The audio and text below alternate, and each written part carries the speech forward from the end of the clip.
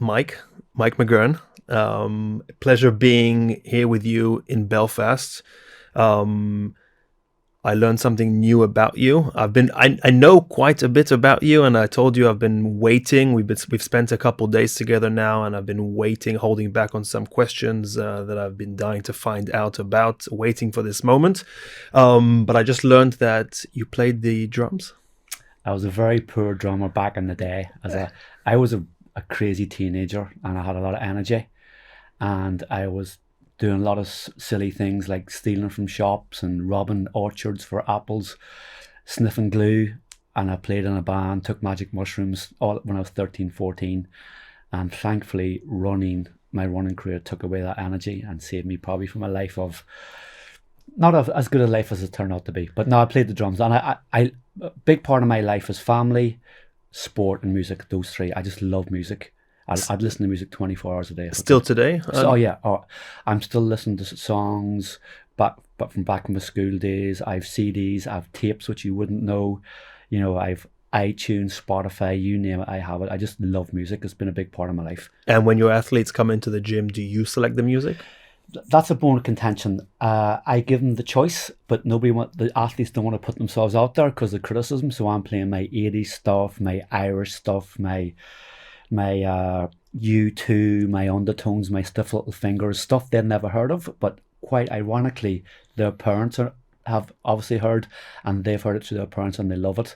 Like the other day, I had the Jam on, which is a late 70s, 80s band, and the energy and the intensity, because they're like a post-punk band, and they just love the Jam. So they're discovering stuff as well as music-wise, as well as training-wise, so it's quite good.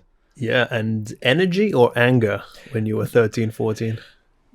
Both. Grew up in Enniskillen, a small town in Fermanagh, Northern Ireland. Great place to live.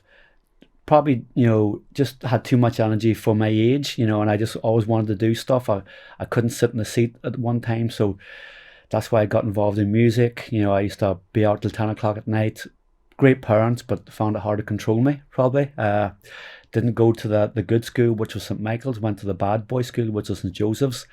I remember one lunchtime, and again, there's no big secrets, I'd gone home and sniffed glue all lunchtime and come home then back to school and started throwing stones through the dinner hall window and got suspended. So didn't have the most sort of like sanest school days, but it didn't do me harm. Taught me what not to do rather than what to do. So now with my own kids, I can look for those signs, And magic mushrooms.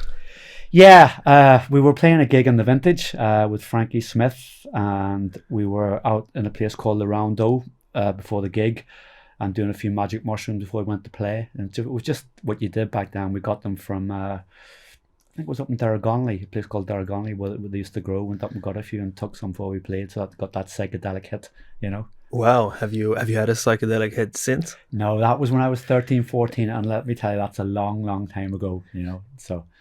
Any did you remember anything from that experience? A unique thing from that experience that kind of stuck with you? Yeah, I did. That night we were playing in the Vintage, and we were playing a Christy Burke song. I think it was called "In a Country Churchyard" or "In a Churchyard" or something. And I was way out of tune. And I remember Frankie turning around going, "Mickey, are you with us?" I'm like, yeah. I'm great. But look, it's one of life's experiences that I don't regret, but I don't condone either. So. Yeah, and you used to go by Mickey. Well, that's my name, Mickey McGurn. It's only when I went over to England and got involved in coaching that initially I got the nickname Irish, because my first gig in sport was rugby league, and being a Catholic from Northern Ireland, it was quite ironic that in my school we didn't play rugby, we didn't play cricket because we were considered British. We played Gaelic and hurling.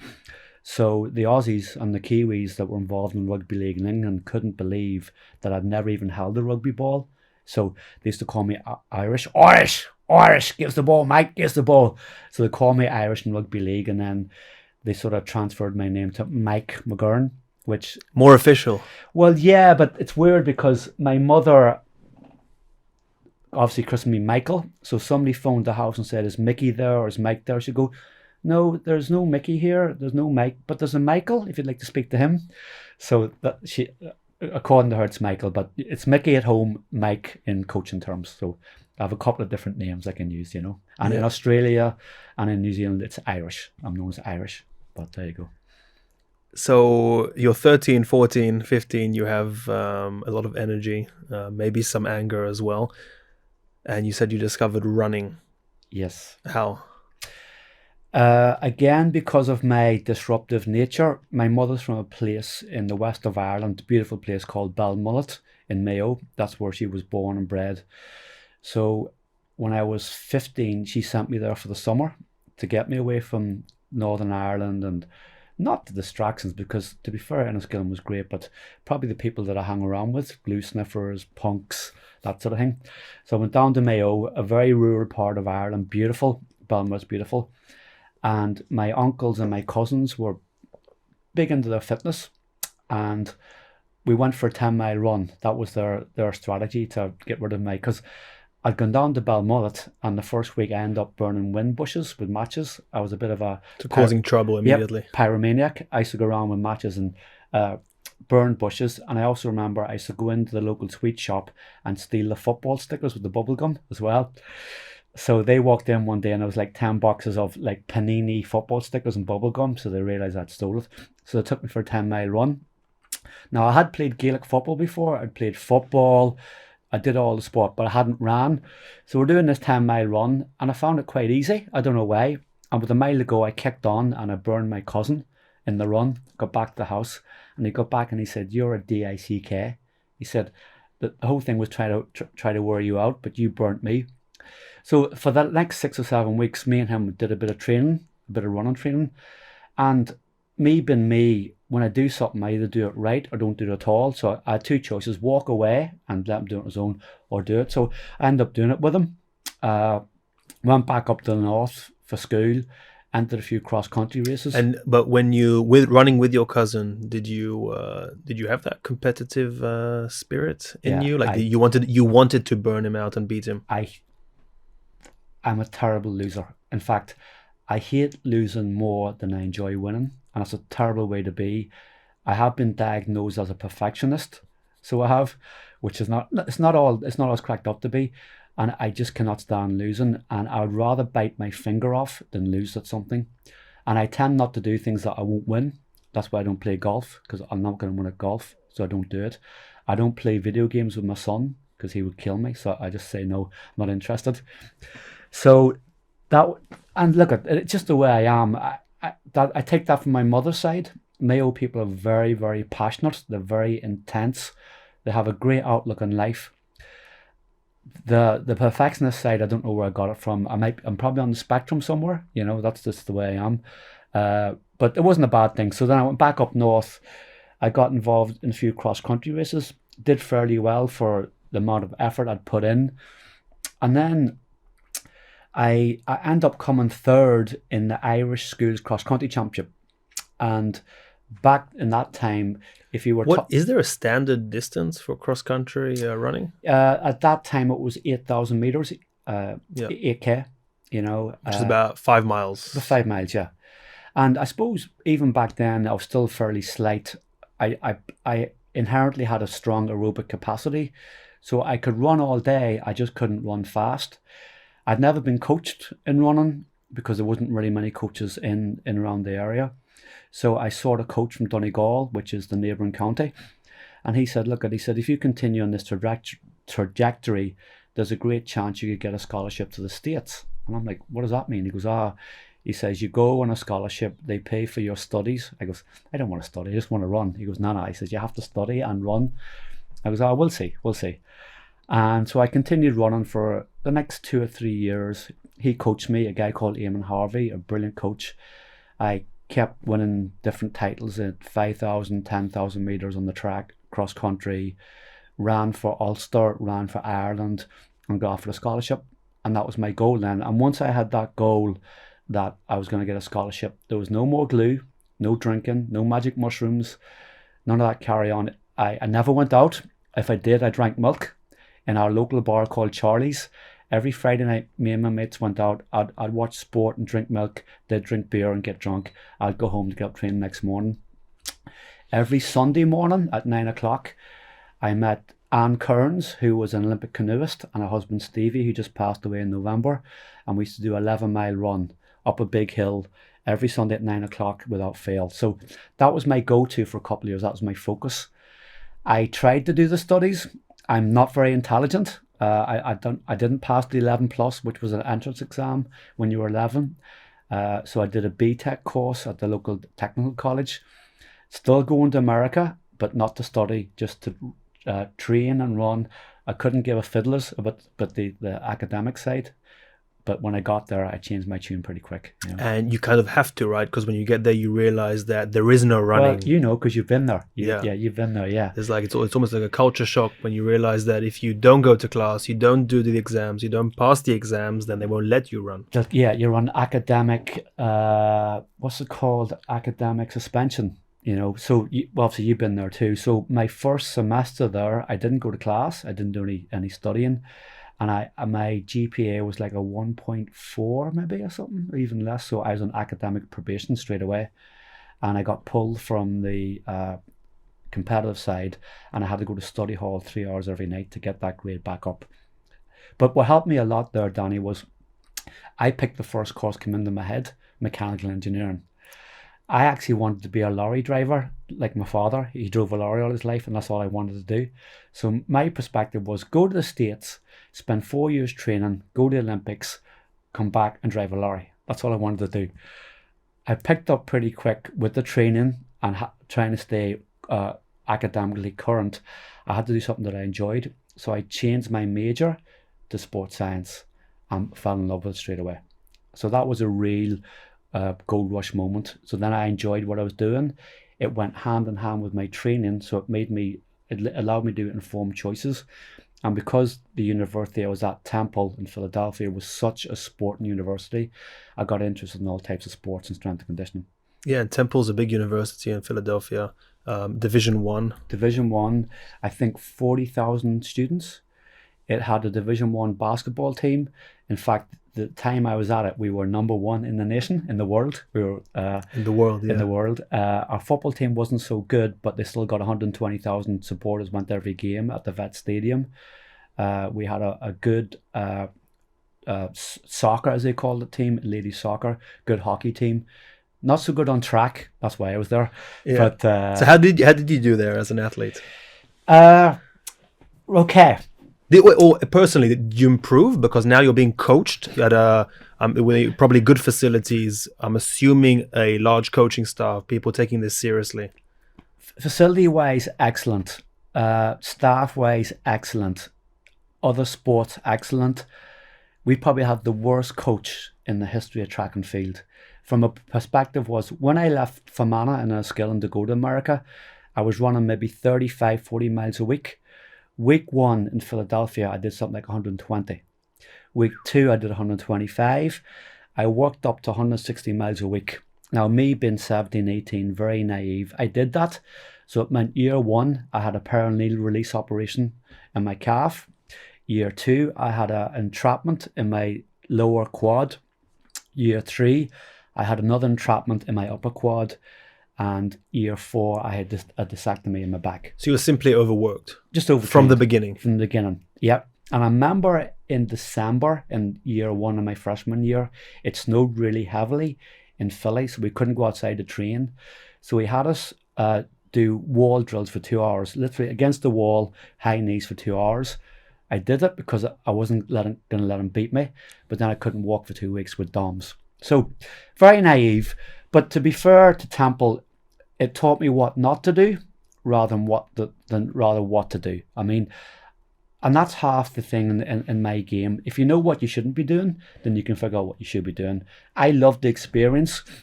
I went to Philadelphia as a nerd, very introvert. Distance runners are nerdy. You know, they're very isolated. They don't engage that much. I learned pretty quick, as you probably discovered too, it's kill or be killed in the States. So within 6 months, my personality had changed. I'd learned how to engage with people, how to talk to people. Otherwise, you had to, otherwise you wouldn't survive. And it totally transformed me as a person, not only in my athletics way of thinking, but in my personality. Was it your first time in the States? I'd gone the year before to a place called Wildwood in New Jersey, and all the Irish students will understand that because everybody goes to Wildwood in their in year 11 or 12 of school, because we go illegally, we work on the boardwalk, we drink pints, we get burnt every day in the sun, we don't wear sunblock, we lie out on the beach, and it's just a great experience. So it set the tone for me, So yeah. But then when I went, I made one big mistake. I didn't come home for 2 years because the way the season went, I was running cross country from September to January. I ran indoor from January to the end of spring. Then I ran outdoor in the summer season. And then I worked on the building sites during the summer and did it all over again. And I stayed away too long and I got really homesick. So when I came home then that time, I wasn't going to go back. And my dad said, "You're going back. You're not hanging around here making a mess of yourself. Where you go?" So back you were. Back I was. And when I was back then, I settled. I didn't improve as a runner per se because the injuries and the training wasn't scaled correctly. But I learned a lot about sports science. I got involved with other sports that I never experienced before: basketball, American football, baseball, ice hockey, which I loved. And I learned the training techniques of those different sports so that I could bring them back when I come home. And you were telling me you had a few internships as a student with these different sports teams as well. Yeah, right? yeah. I did some time with the Philadelphia Eagles, which is NFL, which was okay. If I'm honest, and I'm pretty transparent, I found them very lazy, and because it's such a power sport that they only work for 5, 6, 7 seconds at the most, So the athletes were quite lazy in that they didn't have to get any food. People brought food for them. If they wanted to drink a water, somebody ran over a water bottle. If they wanted to go to the indoor facility, they got a golf cart, that type thing. But look, it is what it is. I'm not going to change that. Yeah. Basketball was brilliant, absolutely fantastic. I got to meet Charles Barkley. He was a legend at the time. The mound round king of rebound, he was called. Great attitude, great work. So was this at the 76ers? At the 76ers. Yeah. But I also ended up plastering his house. He lived in Westchester. And the Irish company who I work for, they got the contract to plaster his house. So we plastered his house. That's hilarious. And every Friday, he's got a good kick out of this. Every Friday at 5 o'clock, that was it, down tools, we were going to the Irish bar. So we didn't go home and get a shower. We had like a big steel drum full of water. And we'd just jump in, have a wash, put on some clothes, and he'd bring out some bottles of Miller and goes, "Boys, it's Miller time." And we'd be in the back of the pickup, going into town, drinking the bottles of Miller, having washed in a steel barrel. And it was just, listen, when you're 18, 19, you do that stuff. Priceless. And I remember even that summer doing pull-ups on the scaffolding. So I'd be up maybe 15, 20 meters high, which is quite high, and they'd be plastering. I'd be just a labourer because I couldn't plaster.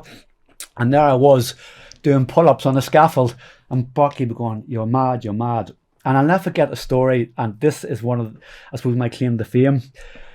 Barkley had come down one day and he was looking up, "How are you getting on?" And goes, yeah, good. And I was labouring, so my job was to get the plaster in the buckets and bring it up the plaster who put it on the wall.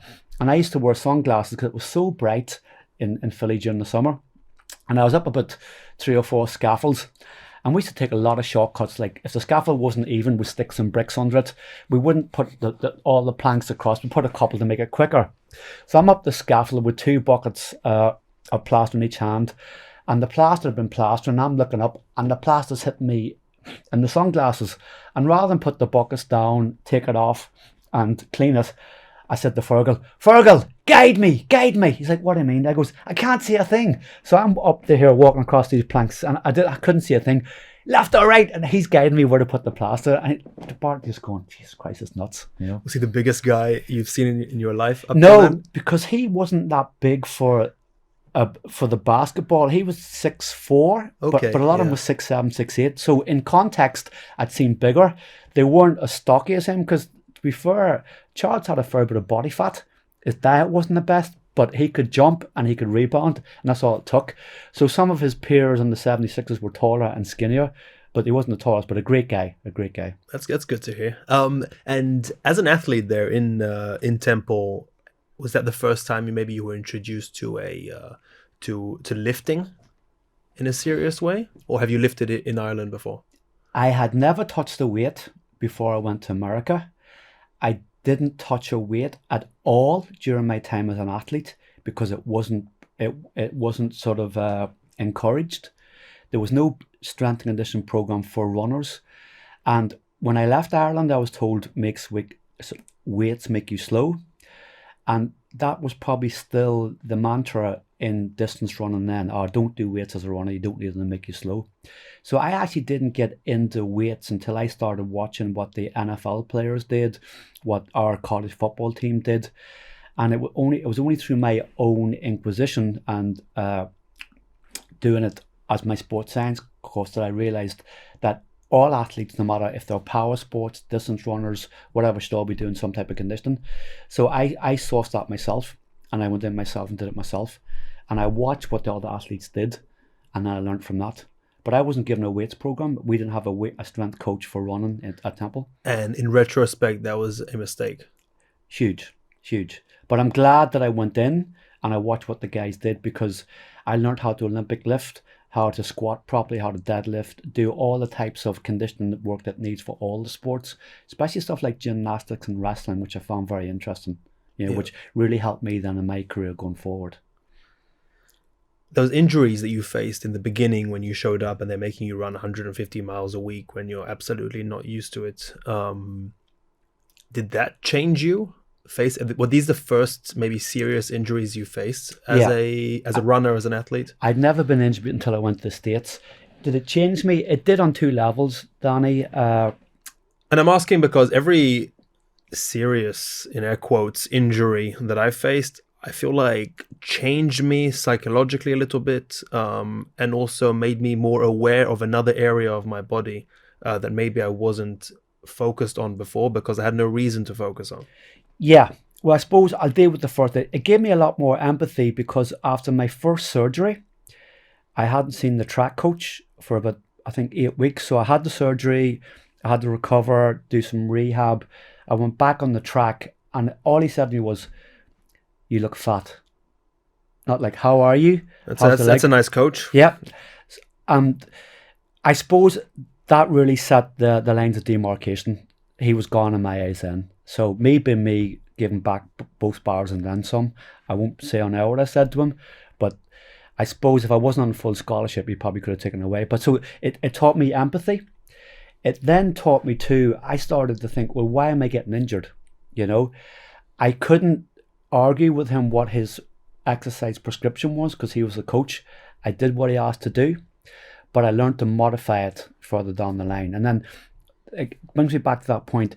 He taught me what not to do rather than what to do in so many levels, how you treat your athletes. He was on $250,000 a year as a track coach. His job was to get results. And in hindsight now, I get that. So he was pushing me to be better, but he just did it in the wrong way. So he taught me how not to coach an athlete at any level, which was, sometimes that's a good thing too, Yeah. Did you ever think of becoming a running coach? No, because once I left Temple, I was never going to the Olympics anymore. I sort of realized that I wasn't that good anyway, if I'm honest. I just worked hard to get to where I got to. I didn't have a lot of talent.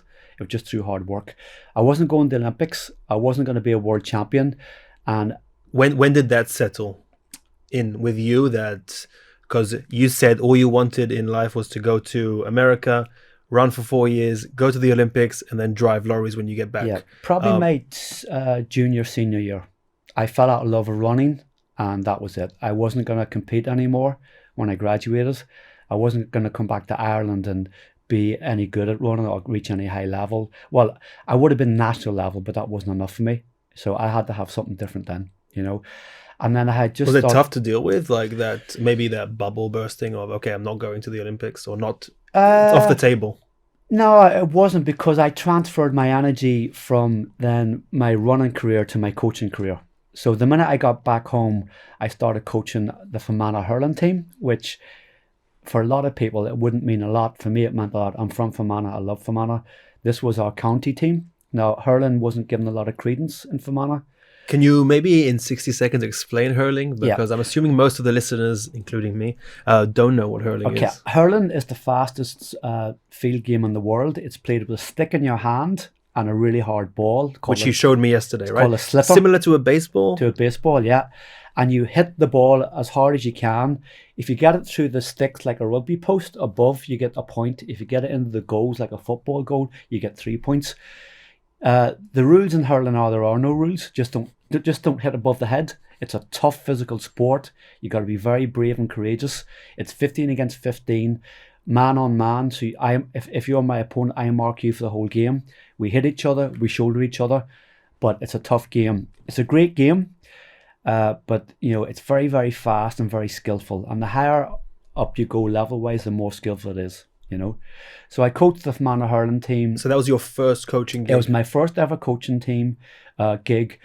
And it was Seamus Doonigan, who I met last week at a funeral. So thanks, Seamus, that brought me in. He still wants 20% of my earnings. He told me last week at the funeral, during the funeral. So we trained really, really hard, but I had learned how to train differently. Training before I got involved with Fermanagh was 20 laps of the pitch, play a game and go home. And that was it. So we did a proper warm-up. We did some skill development. We did a 20-minute condition game, and then we did a cool down and went home. So that year we won the Ulster Championship with our province. We then went into the All-Ireland Series and we won the All-Ireland Championship at junior level. First time we ever did it. And it was just probably my second best ever sporting experience in my life. No money at all. We didn't even get fed after training. The fact we got a kit bag with Fermanagh hurling and a tracksuit, that's all we wanted and that's all we got for winning an All-Ireland title. And that was a fulfilling experience, which made you realize that this is something you wanted to do, work with teams? Yeah, and that occurred 25 years ago, and it's as clear in my memory as it was yesterday, and it's still one of my best ever sporting memories and achievements. And that really gave me the graw, it's an Irish word for it, gave me the feel for wanting to be involved in conditioning teams, and that started. And how long were you there for? I was there for 1 year. And then I accepted a contract in England to lecture in sports science. And I went over to a place called Workington in Cumbria. I started delivering the sports science program they had, but I realized it was so different to what the Americans did. So I asked the course coordinator, could I devise my own modules? So I sat down and did that at night time. It got approved by the Sports Science Board, and then they adopted my sports science course to run then as an alternative. And then at the same time, I got involved with the local rugby league team. And that. So your first of all, you started teaching at a very lecturing, at a very young age. 24. So you're bringing knowledge that you acquired yourself studying in America and some experience that you've had in America, positive and negative. And you're bringing that and now lecturing, creating your own modules of this course. Now I'm going to ask you again, the rugby league, you said? Yeah, rugby league, yeah. So 60 seconds for the listeners who don't know what the rugby league is, because also rugby, there's different types of rugby, right? Yeah. There's a rugby league, rugby union. There's rugby league and rugby union. The succinct difference is rugby union is 15 a side, rugby league is 13 a side. Rugby union is considered very much like a public school. There's also 7 asides now. In rugby union, yeah, that's just played with 7 on the full pitch, so there's a lot more space. The major difference between rugby league and rugby union is rugby league is played predominantly in the north of England. It's the biggest sport in Australia, believe it or not, rugby league, and it's also played quite extensively in New Zealand. Rugby league is considered very much a working class sport, with the people turn professional at 15, 16. Rugby union is more of an international sport. It's England, New Zealand, Australia, Japan, France, Scotland, England, Wales.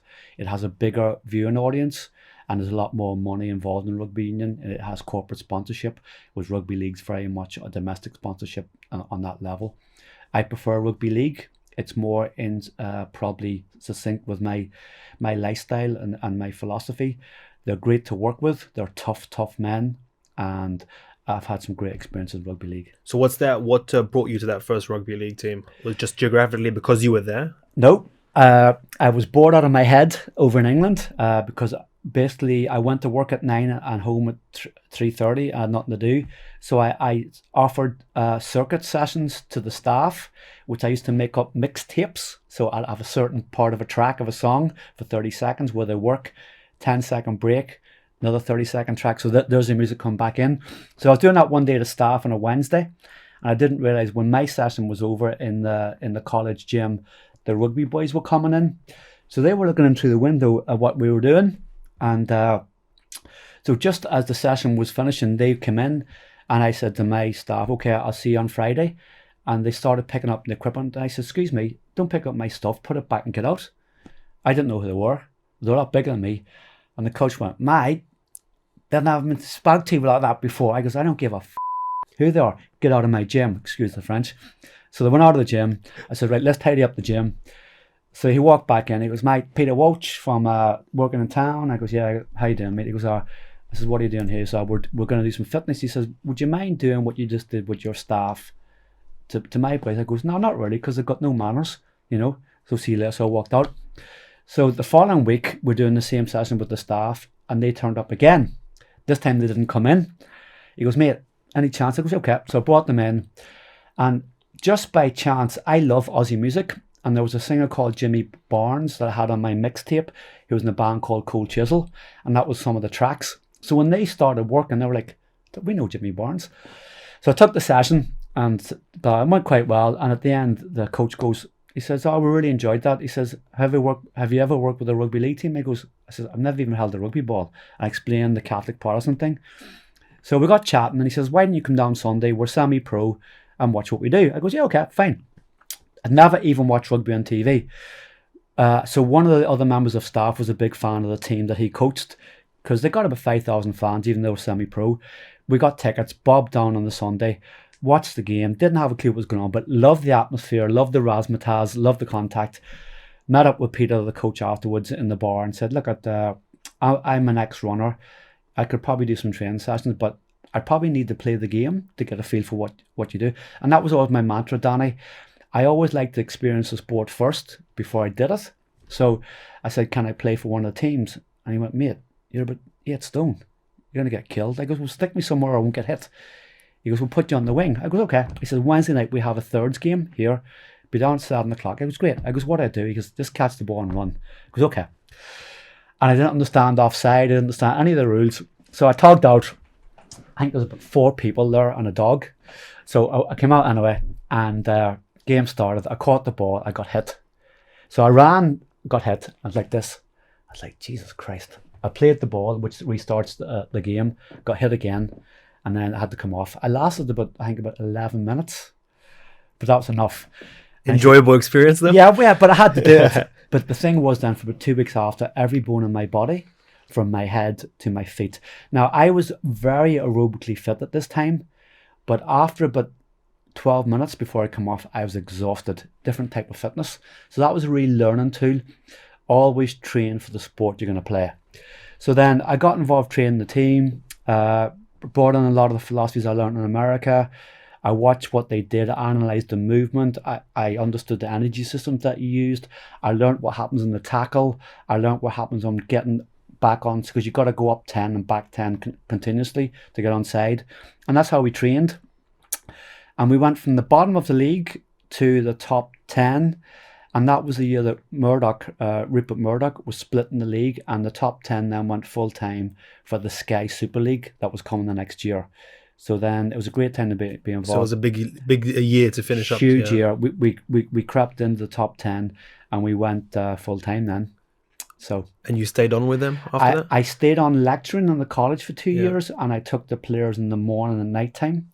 There's times I couldn't be there during the day because college commitments. And then that's when David Lloyd came in and brought me to Hull full time football and rugby. Wow. And at that time, did you believe that you'd be working with the likes of the All Blacks? As a person who's never held a rugby ball in your life? Well, probably even back then, I didn't understand the magnitude of the All Blacks or Manchester United, because I'd stopped. To me, when you're a runner, all you watch is athletics and running. Went to England.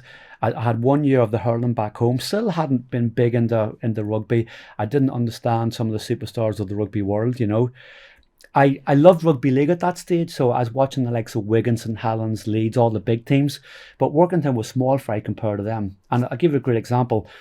We'd played Wigan the first year of proper Super League. Now they were been a big gun for years. They were like the Manchester United of rugby league. It's 44-0 at half time. And we're in the dressing rooms and like what do you say? A great story. The coach is going off his head. He goes, "Hey, you all think you're superstars, you're all full time." He says, "You're walking around the town at night time thinking big time, Charlie. You're coming in at 3 o'clock in the morning." And the players had their heads down and somebody whispered, 3 o'clock in the morning? Who's coming in early? Who said that? Who said that? Who said that? Just that was the nature of rugby league. But, it's just a great sport, but it took a while to develop some of the lesser teams at that time, But even not understanding the magnitude, did that give you maybe an advantage working with those players? Because again, maybe some young coaches that are working with professional athletes they have too much respect, too much reverence, where maybe they're afraid to tell them, to put them in their place when needed. Well, I think you've nailed it. Because I didn't know who they were and I wasn't an ex-rugby player, it helped in two ways in that I didn't have a preconceived idea how to train. So everything that I did, I made up because I had an open book. Not having played rugby, I had to think of ways to condition them in a way that was appropriate to the game, that what they're doing, appropriate to the position that they play. And because I didn't have an experience of doing it as a player, it was all new. I didn't understand who the big superstars were. So I had some pretty simple rules. Don't be late for training. Put your weights away. If we're going to do a run, get your feet behind the line. And I would bawl them out if they were late. In fact, they wouldn't get in. I would bawl them out if they didn't put their weights away. And I didn't care if they made 200 grand a week, if they were a football player or a rugby player. The rules applied to everybody. So there's me, this little skinny Irish fella saying, put your effing weights away, full of it. And they were like, they weren't used to it. They were used to being revered. And it worked, and it worked now. Might not work all the time, but it worked for me. I'm like, put your effing weights away, be on time, you don't get in. When we do a run, get your feet behind the line. Don't be sloppy, don't be lazy, be disciplined.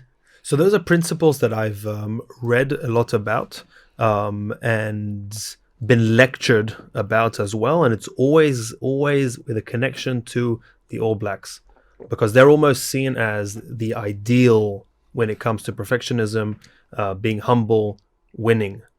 So it almost seems like you're like that should have been an easy transition for you working with that level and that type of individuals.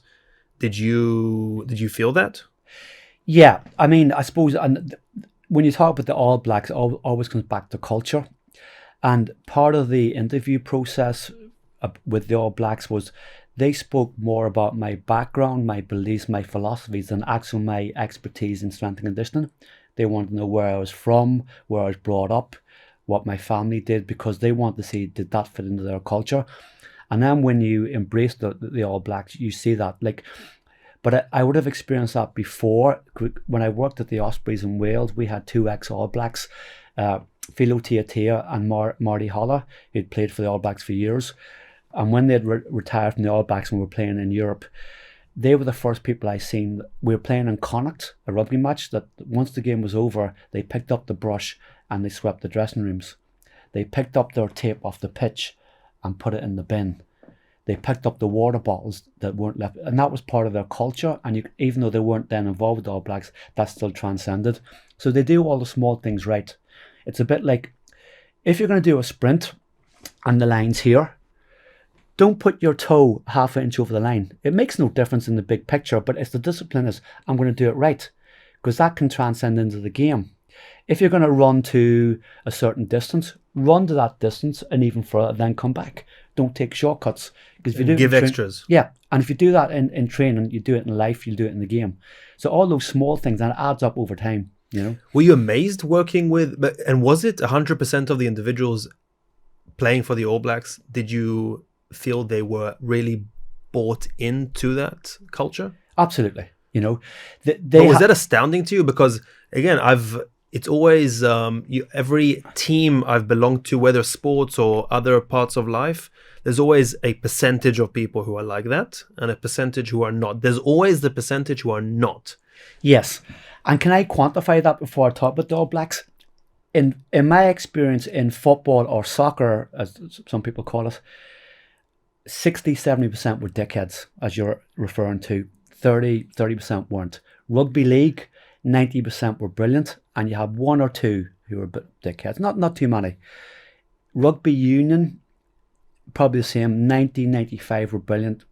Maybe even 97. In All Blacks, there was zero, because in 2007, after they bombed in the World Cup, that was their mantra: no dickheads. And they dealt with that. They dealt with the dickheads. And once you have that culture and that philosophy, then it's self-satisfying, and that's what it was. People like Dan Carter, who was a world legend at the time, was as humble as me or you or somebody you meet in the street.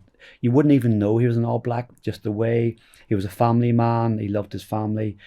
He did rugby and he loved rugby and he was brilliant at what he did, but for him that was his career. It wasn't the end all and be all, that sort of stuff, Philo Tia at the Ospreys, a former All Black legend, one of the nicest people you could meet on the pitch, but the minute he crossed that whitewash, a complete animal. An animal would never hurt somebody, but you got out of his way. He didn't have a sidestep, he just went through you, But he could, when he stepped off, he was thanking you, he was thanking his opponents. He was very, very humble. So it almost seems like from the beginning you had to almost pave your own way and discover this whole world of sports science and strength and conditioning and see how it can apply to this multi-sport world you kind of found yourself in. Did you have any mentors, or do you have any mentors?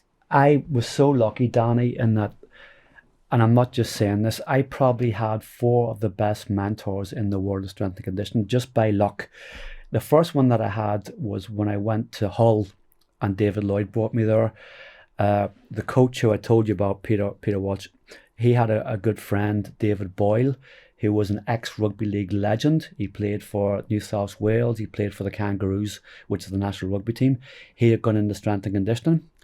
And he came over to Hull and spent 2 weeks with me on the strength side of things. One of the best mentors I could have. I learned so much from Boyle, and we're still good friends to this day. We only spoke recently. He was in Belfast to see me last year. He taught me just the discipline: put your weights away, be on time, train hard, don't train long. He was fantastic. I then, just through complete, I suppose, inquisition, I went over to Australia with the Great Britain touch rugby team it's like 7-a-side touch rugby, as the fitness coach.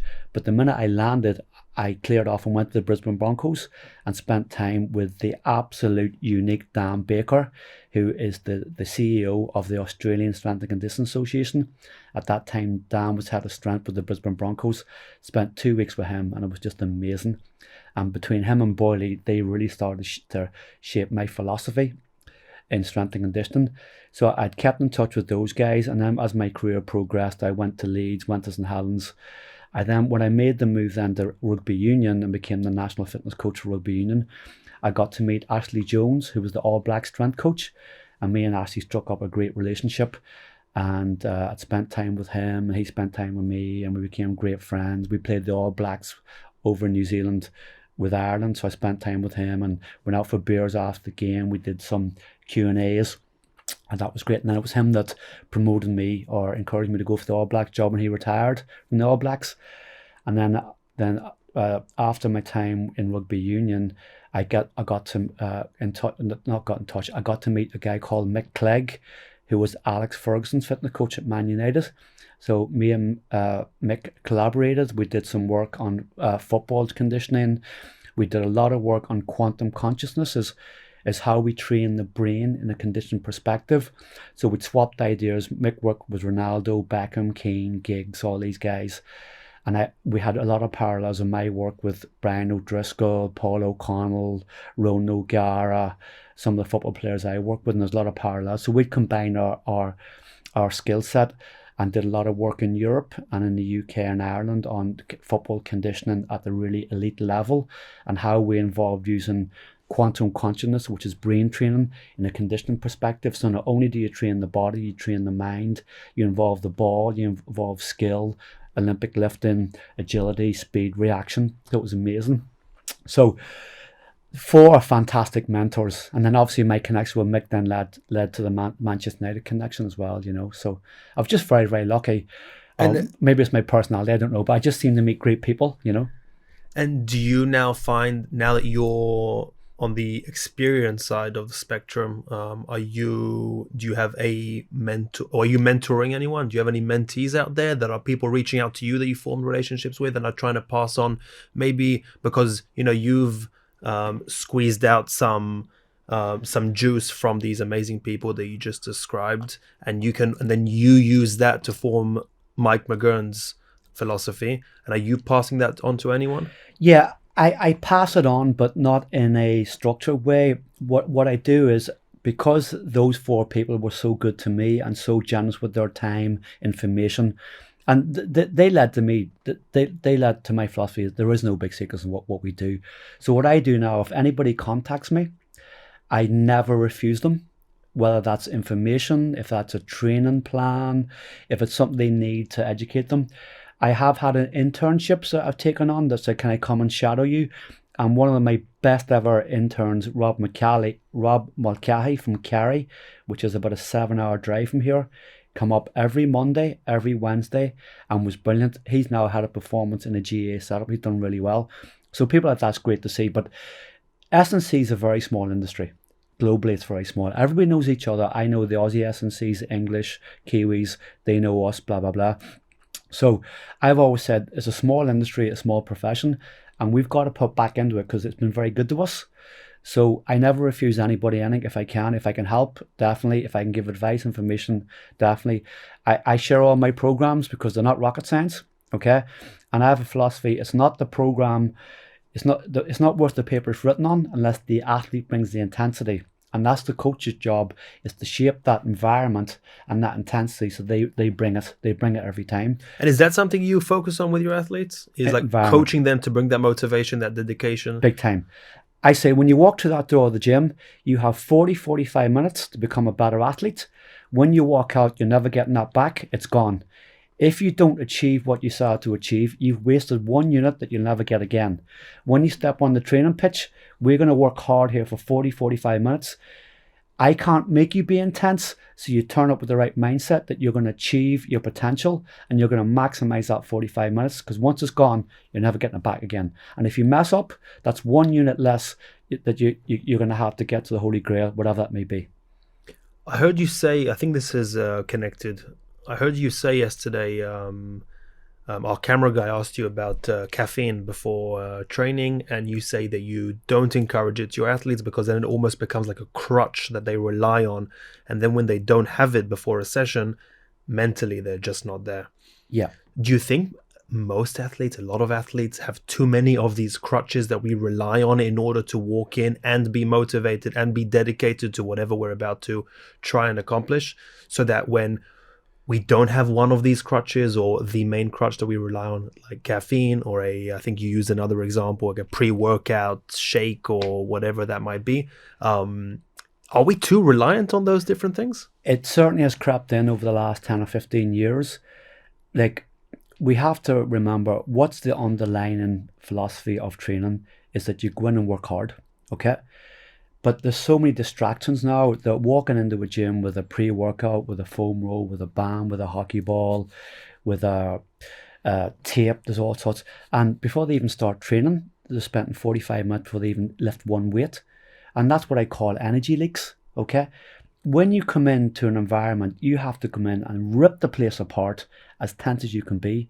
But if you've been distracted, I need to take a drink, I need to take this, take that, this pill, that pill, I gotta do this stretch, that stretch, this activation, you're using energy that you need to actually maximize the training session.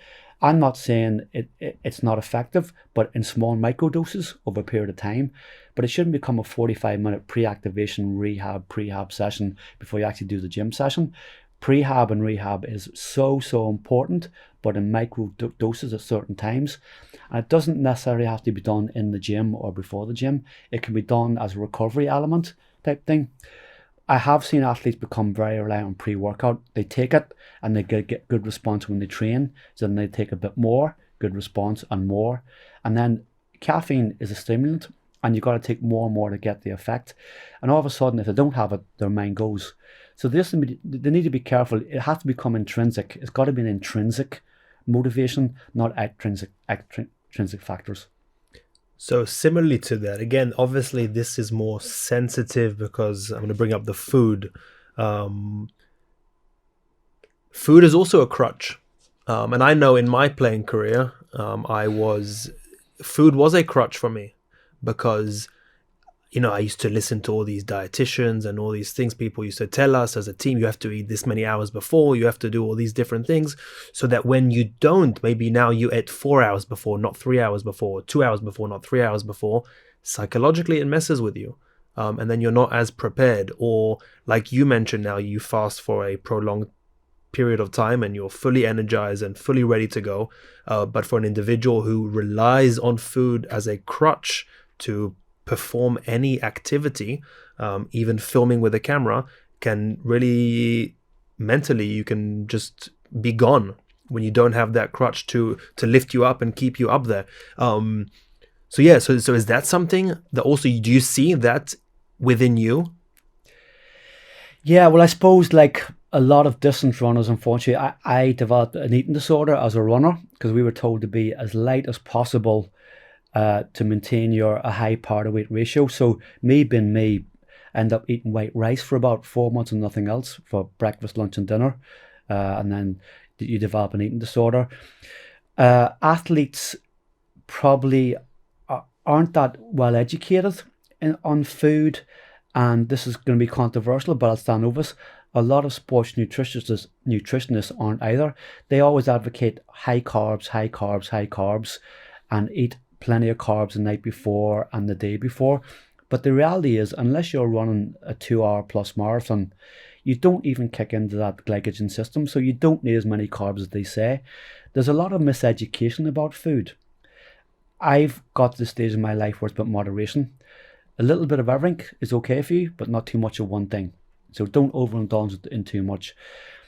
Athletes need to learn that for competition, you should eat what gets you in the correct mindset for that competition.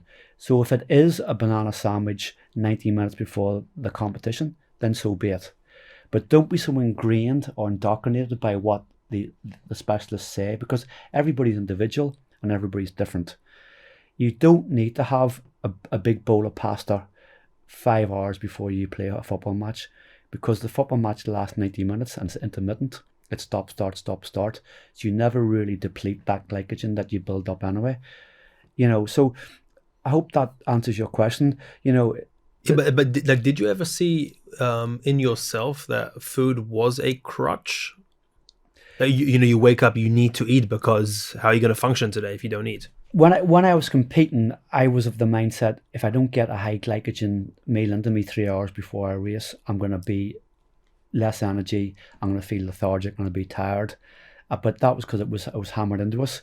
It's only when I started coaching and looking into nutrition and the physiology of what food does to you that I understood it a lot better. And that's hence the fasting.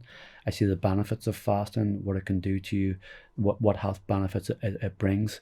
But again, it's a bit like the prescribing training for rugby league and for sports. I have to do it and see what it does before I can talk about it, and that's why I do it. But no, there is certain eating disorders within athletes, unfortunately, and I think once you can discover a good sports nutritionist, they're worth their weight in gold. They really are, because if they can make it common sense and make it simple, then that's what athletes need. I love talking about things that affect the brain because or the psychology of performers, because I really am a believer then that it has its weight in to determine the outcome is so much greater than people think of it.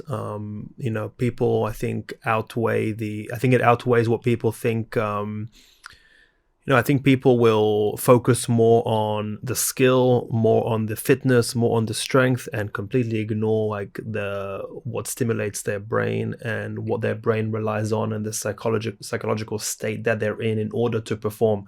And again, I think perform can be trying to win a world championship, and it can also be trying to get what you're supposed to get done this day done in the best way possible, reaching that line every time in every aspect of your life. Why, you mentioned like 2007 All Blacks decided that zero tolerance for dickheads, Yep. as you put it. So why don't? So like you worked at Manchester United, and you were there at a less glamorous, obviously, the standard. Obviously, Manchester United is an incredible institution, top 0.1% in the world. But you were there post Sir Alex Yes. Yep. era, and the club was in a bit of a disarray. Some will argue still is. Why isn't there a zero tolerance to eliminating dickheads from the changing room, from the staff? I think in a football context, it's down more to the athletes. The athletes are very selfish, and they're more worried about themselves, their paycheck, and their image. That's what it boils down to. Roy Keane always harps on about the current football player, like they're into social media, how they look, and he's quite right. It wasn't like that back in the day. Players get paid a lot of money, but the problem that I see, Danny, is they get paid a lot of money from a young age, and it clouds their thought process. And that becomes their goal, is fame, money. And then they aren't given the life skills to cope with everyday situations. Like, people do their shopping for them, they buy their clothes, they book their holidays, they drive them to training. It's not almost, it's a surreal lifestyle. I would experience that to a small level with Ireland, that when we were training for Six Nations and internationals, we were in camp in a hotel for 9 weeks. Didn't make your bed, didn't cook your food, didn't clean your dishes, didn't do your laundry. It was just, and then you come out, this is only after 9 weeks, and you literally couldn't cope. You needed a schedule to see what you're going to wear today, where you're going to be at 12 o'clock. That's football times a million, magnified. So it's not a healthy lifestyle, environment, and culture, and it's not getting any better. So it corrupts them, but still. Because you will agree with me that I think you quantified it as maybe 30% are dickheads in from the football athletes that you worked with. 60. Oh, 60, sorry. 60, 70. 60 to 70. Yeah. But there is a coach, there is a staff that is selecting these players to play for their team, to represent their club. So what's the difference between because everyone's claiming we're bringing the best players, we're bringing the people that fit the culture, but they're obviously not. Is it just because footballers are corrupted? No, I think the recruitment process by the coach, if he's allowed to do it, is a quick fix culture. I need to get X player in because he will give me so many goals, and it will get me to win a title or keep me in my job. It'll only last 1, possibly 2 years, but then he'll be gone anyway. So there's no long-term planning. There's no, okay, let's build for the future. What's our long-term athletic development plan here? It's, I'm just going to survive this year. I want to keep my job, so I need him to get 20 goals. He's an absolute dickhead of a person, but if he gets me 20 goals, I don't care, and we'll deal with that. We'll deal with the fallout. I see. So like someone like a institution like the All Blacks maybe have the privilege to look long term. Big time. And they would rather take a hit for a couple of years and build that culture long term than likes of some of the football teams that are bringing in players and they'll pay him 40 million for 1 year. He'll get those 25 goals, but he'll create mayhem in the dressing room. But then that manager might be gone. It's not his problem. And I suppose the nature of football, because it is so short term, you can't blame the manager. He's trying to protect his own back. There's a lot of paranoia in football, a lot of backstabbing, and a lot of people are just looking over their shoulder going, I'm all right, Jack, to hell with you.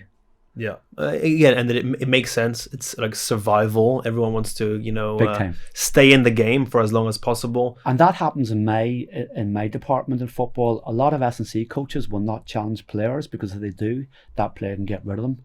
Yeah. I've had some stand-ups with football players, whereas because it's not my thing, and it's not that I'm bothered about losing my job, but if I get sacked from my job, so be.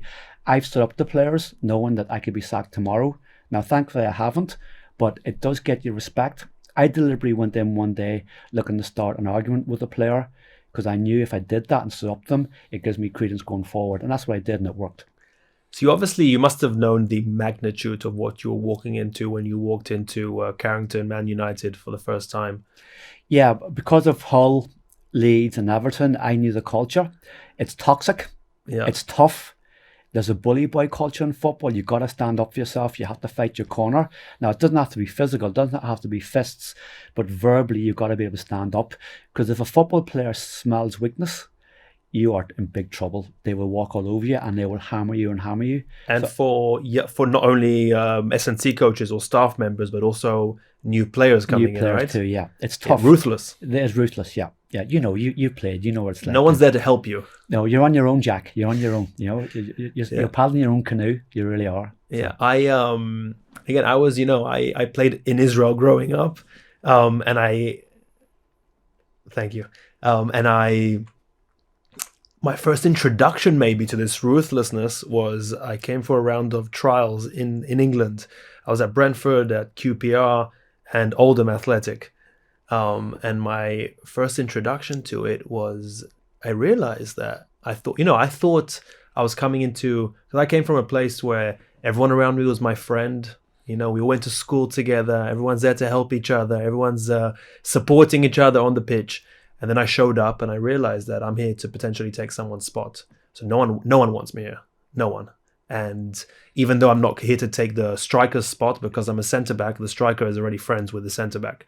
So no one wants him there. The coach maybe has some interest in the centre back that's already there. So he doesn't want me there. So no one wants you there. So you have to prove yourself. So that's why it's it's like the chicken and the egg, because how can you not be selfish when everyone around you is selfish? And if you're selfless, you just get eaten up alive.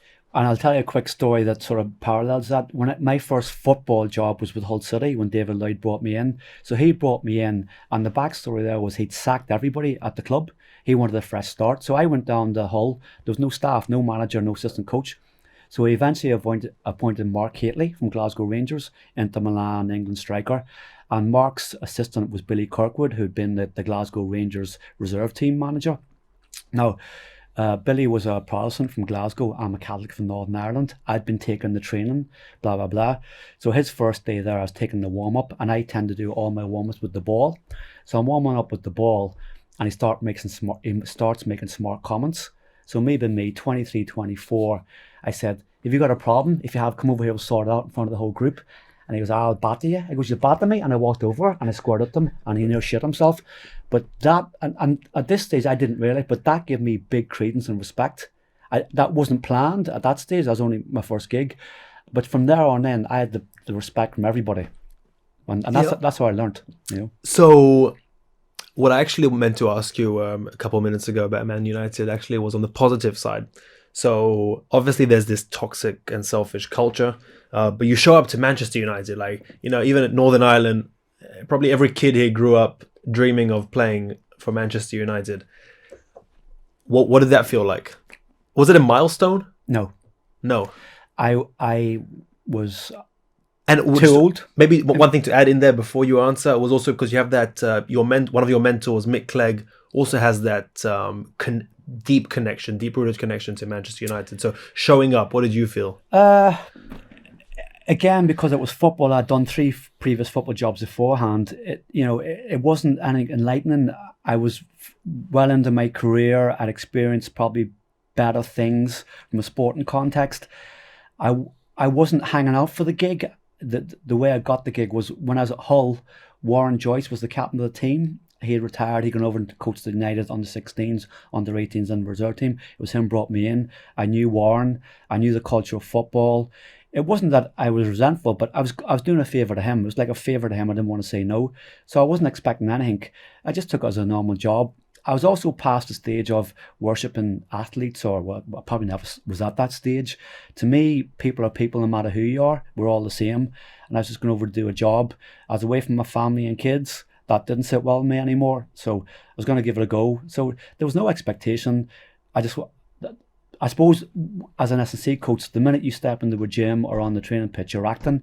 So I wanted to be professional, but the minute I walked in, I was going to be professional. But if it didn't work out, I wouldn't have lost any sleep over it. Makes sense, because you also walked into it kind of, football set the stage from what you were going to walk into. I want to just talk to you also about the quantum consciousness. Was that, did I say it correctly? Is it quantum consciousness, yes. Yeah, quantum consciousness. Is that something that Mick Clegg introduced to you? That's what Mick introduced, and Mick just brought his book out last year. It was forwarded by Ronaldo. Cristiano forwarded his book from, and Mick was the pioneer in quantum consciousness on a global football scale. He'd done research in the research centre in Quebec in Canada. He's done a lot of research on how the brain works and how we train it. And a lot of his work with the likes of Ronaldo, Giggs, Keane, Scholes, he had developed their quantum conscious brain power to become better players. Does he talk about that in the book as well? Yes. And is that something you've implemented into your I've used training? a lot since I met Mick, in all my athletes, netball, golf, hockey, all kinds of And things. you see that effect that it has? Huge. And the athletes love it because it's cutting edge, it's new, it's had never been done globally apart from Mick at Man U, and it's something that will come in over time. But these things take time. And it's, in a way, for an athlete or anyone training, it should also add some element of spice, some fun, no? Because, I think it's because training can be very robotic and very challenging mentally to do the same thing all the time. Yeah, well, what it does is I think it really improves the athlete's ability to make the right decision at the right time in the right context of the competition. And that's why Mick brought it at Man U, and that's where I see the benefits. So it's all about making decision making, make the right decision at the right time. And Mick gives a great example. When Van Nistelrooy was going for goal, he didn't think, he just did, through the quantum consciousness training. So he's in a box full of players. There could be 6-7 players. There's 65,000 people at Old Trafford. What does he think about when the ball comes in? He doesn't. He just does. So because of this repetition and Practice, training, yes, yeah. and he just didn't need to think. And Mick also makes the point, when we do rondos, he never goes into the box. Because he's always thinking in warm-up, I'm here to train the brain, and he uses that as his brain training. That's an amazing concept. Fantastic. So we obviously... actually, before jumping into that, I wanted to just maybe get you excited a little bit, maybe a bit angry. But I want to hear, because just the term I heard you throw out a couple of times, some, in the SNC world, some YouTube training, some bro science. It's very popular, very trendy. Certain elements of training. How does that interject, or how does that how does that play in your world, or do you just completely disregard everything that's out there on this internet? No, I think as an S&C coach, you're always learning, and it's always evolving. There is a lot of rubbish out there in S&C. There's a lot of rubbish, a lot of stuff that hasn't been proven. It's not backed up by research. It's just people putting stuff up on YouTube or Instagram, and this works. And it's hard because the current younger generation follow that and think it's true. I think people have to figure out for themselves what works and doesn't work. I'm not knocking what's on YouTube. There's some good stuff on YouTube, some very good stuff, but there's also a lot of rubbish. I see videos and I'm going, oh my God, do not do that because you're going to hurt yourself. And some of these videos are from established institutions. I see a lot of stuff in America, in American colleges and American high schools where kids aren't lifting correctly. And their philosophy is, okay, if they get injured, we'll bring somebody else in. But they shouldn't, because that's somebody's child. And once you have kids, it definitely changes your philosophy how you train somebody. Because I got to treat every athlete as somebody's child. I wouldn't want that done to my child, so I'm not going to do that to somebody else's child. So if you're going to teach somebody to squat, how to deadlift, you better teach them correctly and safely. Because somewhere down the line, if they're not doing it correctly, they're going to have a back injury or groin injury, and it could be career changing or life changing. So do it right. There's a lot of research out there suggesting that one of the biggest aspects to determine someone's longevity, how long they will live and functionally, is their ability to pass certain strength tests. Where does that come in day-to-day life? Not performance, not trying to be the best at something or be a world champion. Why is it important really for everyone to follow some level of strength training development? 2 levels. Number one, if you have a certain level of strength, no matter what age you are, if you're 6, 16 or 60, it helps prevent injury because you react better to situations. Your musculature, your joints and your ligaments are stronger, so there's less chance of them pulling. And that's vital for anybody. The other thing is it helps you carry out everyday duties far better, more efficient. So if you have a stronger lower back, you'll pick things up better. If your lower back's weak, you'll compensate in some other way and end up pulling a muscle in another part of the body. Not necessarily the lower back, but it will manifest itself somewhere else in the body. So strength training from 9 to 19 to 90 is so important. And even a 90-year-old can benefit from strength training because it helps them function so much better throughout their day. There's also the element of everyone will get injured at some point, somehow, right? Something will happen to you if you live long enough that you will face injuries, even if you're strong and you follow all the correct protocols and develop yourself. Where does strength training come in for you when someone does get injured? Because I think for a lot of people, they might be, on a good training regimen, they might be developing themselves, and then they might face another injury, and it kind of sways them completely off track. Well, basically, rehab and prehab is a modified version of strength and conditioning. So if you are injured here and you want to get back to doing strength training, your rehab and prehab preempts that. And it's a modified version of what you will be doing when you get back to full fitness and injury-free. So all elements of strength training in the prehab and rehab context is vital because you've got to go through those steps to get the musculature, the joints, the ligaments, or whatever it is that's injured back to where it was. Now, if you break a bone, you can't fix that. It's got to be in a cast. Take some calcium, eat well, get your minerals and vitamins, that sort of way.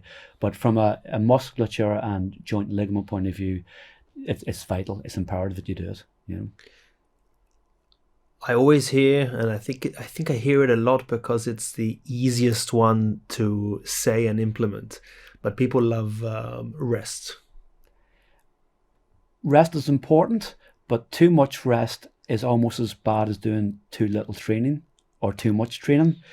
You have to build resilience and robustness. And if you rest too much in your training days, in your training sessions, you're not building that resilience and robustness that you need to execute things correctly. So too much rest is bad, too little rest is bad.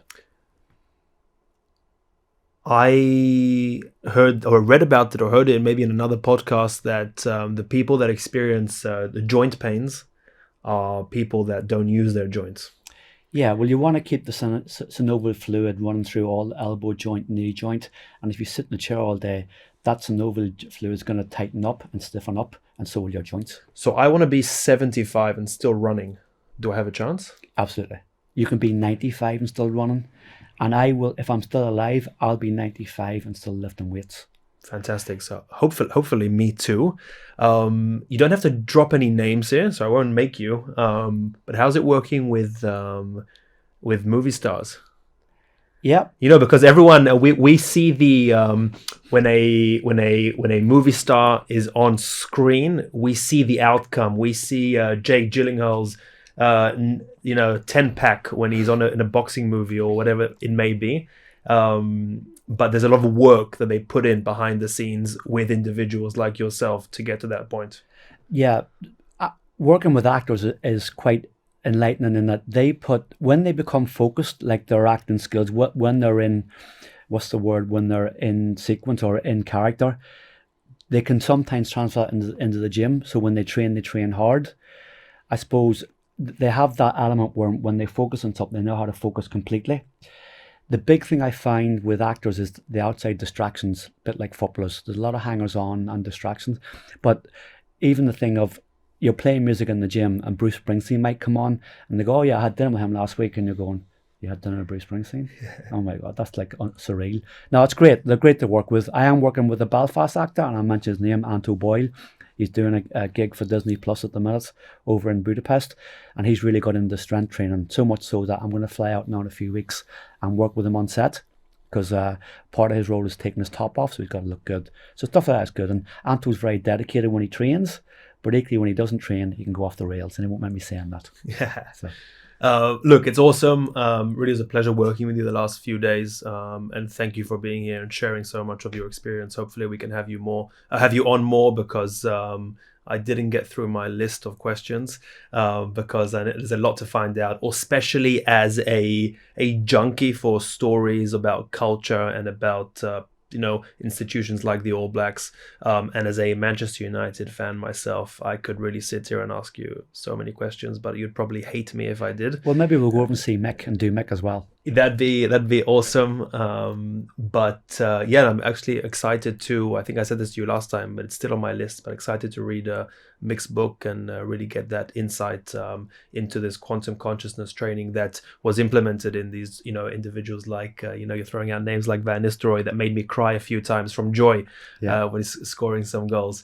But yeah, really pleasure having you here. It was a great conversation, and I hope everyone at home enjoyed it as well. We filmed a course. It'll be on neilasher.com hopefully in the next couple months. We're very excited about it. It's a real insight into a bunch of things that we discussed, especially in strength development for prehab, rehab, all these different things. And looking forward to the next time. And it's real stuff that we do. It's cutting edge stuff that's been used in World Cups and Olympics and Commonwealth Games. It's not your bro science from various platforms. Exactly. Thank you very much, Mike. No problem. Pleasure. If you found this video useful and want to see more like this, make sure you subscribe below and don't forget to hit the notification bell.